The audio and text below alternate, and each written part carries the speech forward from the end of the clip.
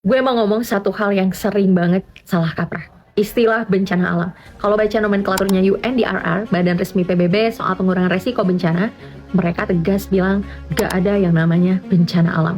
Yang ada itu natural hazard, fenomena alam. Hujan gede, angin kencang, aktivitas vulkanik, itu semua bagian dari sistem bumi yang normal. Yang bikin itu berubah jadi bencana, ya manusia.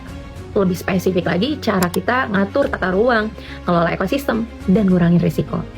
UGM merespon fenomena banjir bandang yang sedang terjadi di Sumatera dan Aceh pada saat ini. UGM tuh basically bilang bahwa semua kejadian ini karena kita ngacak-ngacak hulu daerah aliran sungai, bukan karena alam lagi ngamuk.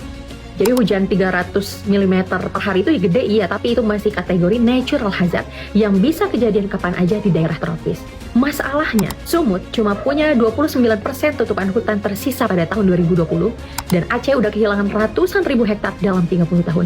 Jadi ketika hujan turun, gak ada lagi hutan yang nahan air.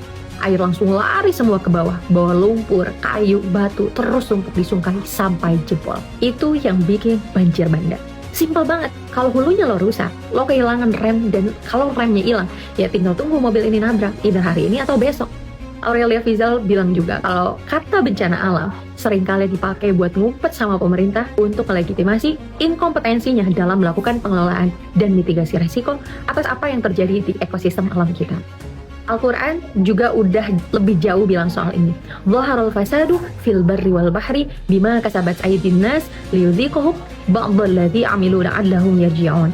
Pemerintah ke depan harus berani geser fokus dari ngurusin banjir saat kejadian ke ngelola resiko sebelum bencana muncul, terutama dengan ngejaga ulang hulu daerah aliran sungai sebagai spons alami raksasa yang sekarang kondisinya udah kritis.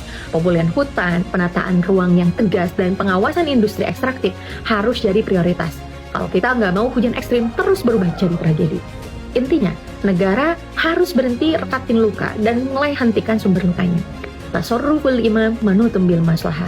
Kebijakan pemerintah itu wajib berorientasi pada kemaslahatan publik, dalam hal ini juga tempat hidupnya, yaitu alam semesta.